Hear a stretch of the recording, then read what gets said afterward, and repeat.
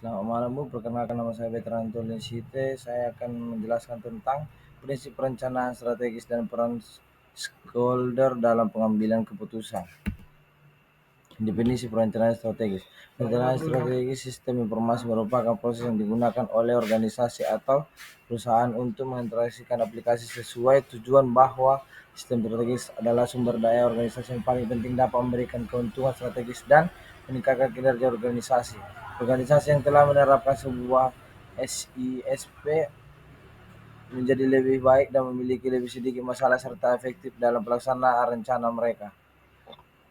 Mendefinisikan SISP sebagai proses identifikasi portofolio aplikasi berbasis komputer untuk membantu sebuah organisasi dalam melaksanakan rencana bisnis dan mewujudkan tujuan dari bisnisnya. Rumusan strategi SO dan WO, perencanaan strategis SI atau TI, mengusulkan pengembangan SIM RS, sistem pengaduan serta pembuatan teknologi medis. Tujuannya agar pelayanan kesehatan lebih efektif, efisien dan berorientasi pada mutu. Misalnya sistem pengaduan mendukung manajemen mutu dengan mendapatkan masukan pasien untuk perbaikan layanan. Prinsip perencanaan strategis yang pertama itu strategis analisis. Merupakan kegiatan merumuskan ataupun melelahkan kembali arahan tujuan organisasi yang tertuang dalam visi, misi dan nilai organisasi. Visi dapat didefinisikan sebagai suatu keadaan organisasi yang diharapkan terwujud di masa depan. Secara mudahnya, visi adalah untuk mewujudkan kita ingin menjadi apa. Untuk kedepannya, kesamaan visi mendorong pada pencipta suatu kerjasama seluruh anggota organisasi dalam mencapai tujuan dan sasaran yang telah ditetapkan. Kesepahaman visi akan menjadi menyadarkan seluruh anggota terkait dengan peluang dan tantangan organisasi yang akan dihadapi. Adapun misi adalah turunan dari visi, di mana misi adalah suatu penjabaran dari hal-hal apa saja yang dilakukan agar visi tersebut dapat terwujud. Misi juga menjabarkan alasan keberadaan organisasi dan apa yang dilakukan oleh organisasi.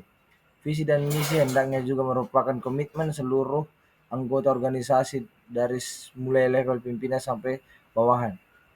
Adapun nilai organisasi adalah tujuan ataupun pedoman tingkah laku dalam melaksanakan aktivitas organisasi untuk mencapai visi dan misi yang diharapkan. Yang kedua itu setting strategis direction. Merupakan kegiatan merumuskan ataupun menelaah kembali arah tujuan organisasi yang tertuang dalam visi, misi dan nilai organisasi. Visi dapat didefinisikan sebagai suatu keadaan organisasi yang diharapkan terwujud di masa depan. Secara mudahnya, visi adalah untuk mewujudkan kita ingin menjadi apa. Untuk kedepannya, kesamaan visi akan mendorong pada penciptaan suatu kerjasama seluruh anggota organisasi dalam pencapaian tujuan dan sasaran yang telah ditetapkan. Kesepahaman visi juga akan menyadarkan seluruh anggota terkait dengan peluang dan tantangan organisasi yang akan dihadapi. Yang ketiga itu execution plan, merupakan penjabaran bagaimana tujuan-tujuan strategi akan dicapai, serta sasaran-sasaran apa saja yang ditetapkan. Sasaran-sasaran tersebut akan dijabarkan lebih kecil, sempit atau terbatas. Rencana aksi juga mencakup penetapan tanggung jawab dan batas waktu. Selain itu, di dalam rencana aksi juga berisi metode untuk monitor dan mengevaluasi pelaksanaan rencana aksi.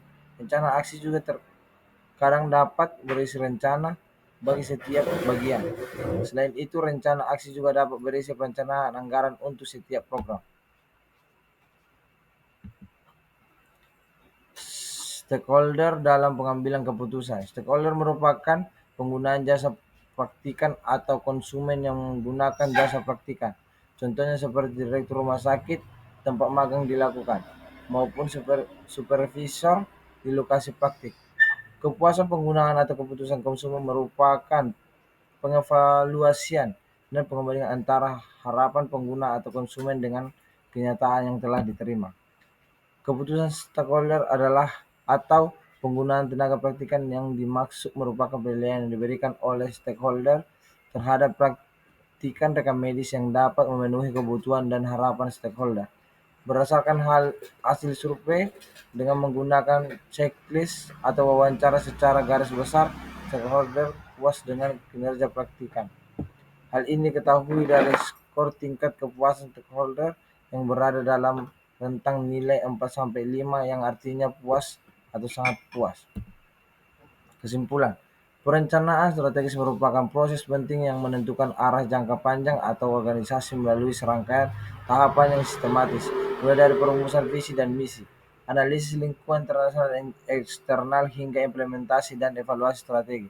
Prinsip-prinsip dasar dalam perencanaan strategi seperti orientasi jangka panjang, penggunaan data yang akurat, partisipasi seluruh elemen organisasi, serta evaluasi berkelanjutan sangat berperan dalam memastikan bahwa strategi yang disusun relevan dan tidak diimplementasikan secara efektif. Selain itu, keterlibatan stakeholder dalam proses pengambilan keputusan strategis memegang peran yang sangat vital. Stakeholder baik dari internal maupun eksternal organisasi memiliki kepentingan dan pengaruh yang dapat memperkuat legitimasi, akuntabilitas, serta keberhasilan implementasi strategis. Dengan melibatkan stakeholder sejak awal proses perencanaan, organisasi dapat memperoleh masukan yang lebih beragam, membangun rasa kepemilikan bersama, dan menciptakan keputusan yang lebih inklusif dan berkelanjutan. Baik untuk yang materi kedua, struktur organisasi dan manajemen perubahan dalam unit kerja. Struktur organisasi unit kerja. Struktur organisasi menentukan pekerjaan, tugas dibagi, dikelompokkan, dan dikoordinasi secara formal. Adapun organisasi berasal dari perkataan organisme, yaitu struktur dengan bagian-bagian yang demikian diintegrasi hingga hubungan mereka satu sama lain dipengaruhi oleh hubungan mereka dengan keseluruhan. Struktur organisasi adalah sebagai suatu kerangka yang mewujudkan pola tetap hubungan-hubungan antara bidang-bidang kerja maupun orang-orang yang menunjukkan kedudukan, wewenang, dan tanggung jawab masing-masing dalam suatu sistem kerjasama. Fungsi dari struktur organisasi itu sendiri adalah menentukan kelancaran jalannya pelaksanaan dan berupa pewadahan atau pengaturan lebih lanjut daripada kekuasaan, pekerjaan, tanggung jawab, dan orang-orang yang harus ditata hubungan satu sama lain. Demikian rupa tanggung jawab, apa kewajibannya, apa fungsinya, apa pekerjaannya, apa haknya, apa wewenangnya, siapa atasnya, siapa bawahnya, dan bagaimana cara hubungan satu sama lain. Dalam buku The Evolution of Magneto karya Daniel, fungsi utama organisasi itu adalah perencanaan. Perencanaan atau planning merupakan suatu aktivitas menyusun tujuan perusahaan lalu dilanjutkan dengan penyusunan berbagai rencana-rencana guna tercapainya perusahaan yang sudah ditentukan. A. Top level planning, perencanaan yang bersifat strategis. Misalnya manual petunjuk umum, rumusan tujuan pengambilan keputusan, serta manual pada penyelesaian sifatnya menyeluruh. B. Middle level planning, perencanaan bersifat administratif yang berfokus pada penanganan proses dan tata cara tujuan jangka panjang organisasi dapat dicapai. C. Low level planning, perencanaan yang lebih bersifat operasional dan fokus pada hasil atau capaian tujuan jangka panjang organisasi. Oleh karena itu, agar perencanaan berhasil guna bagi organisasi. 2. Pengorganisasian, suatu aktivitas pengaturan dalam sumber daya manusia dan sumber daya fisik yang lainnya yang memiliki oleh perusahaan untuk melaksanakan rencana dan tujuan yang sudah ditetapkan organisasi. Pengorganisasian juga meliputi alokasi sumber daya, menyusun dan menetapkan tugas-tugas serta menetapkan prosedur. Menetapkan struktur organisasi, perekrutan, pelatihan, dan pengembangan personil. Manfaat pengorganisasian adalah antara lain mungkin pembagian atas tugas-tugas yang sesuai dengan kondisi organisasi, menciptakan spesialisasi personil, mengetahui tugas yang diembannya. 3. Pengarahan, fungsi untuk meningkatkan efektivitas dan efisiensi kerja optimal dan menciptakan suasana lingkungan.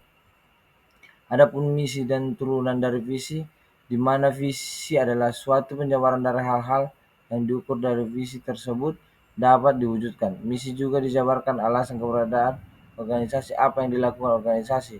Visi dan misi hendaknya juga merupakan komitmen seluruh anggota organisasi dari mulai level kepemimpinan dan bawahan. Adapun nilai organisasi adalah tuntunan ataupun pedoman tingkah laku dalam melaksanakan aktivitas organisasi mencapai visi dan misi yang diharapkan.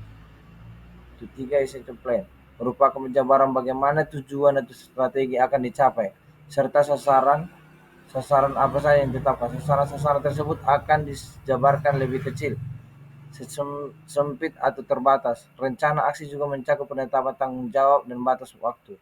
Selain itu, dalam perencanaan aksi juga berisi metode untuk monitor dan mengevaluasi pelaksanaan rencana aksi. Rencana aksi juga terkadang dapat berisi rencana bagi setiap bagian.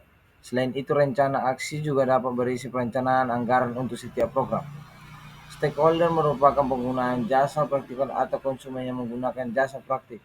Contohnya seperti direktur rumah sakit, tempat magang, maupun supervisor yang di lokasi praktik. Kepuasan penggunaan atau kepuasan konsumen merupakan pengevaluasian antara harapan penggunaan konsumen dengan kenyataan yang telah diterima.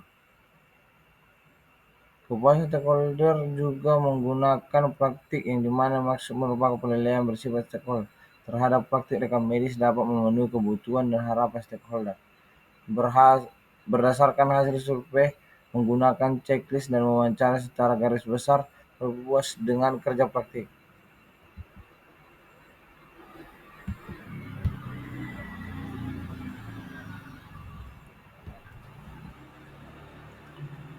Perencanaan strategis merupakan proses penting untuk jangka panjang suatu organisasi, dan sedangkan tahapan yang sistematis. Baik, sekian dari hasil dari penjelasan saya, Bu. Terima kasih, selamat malam.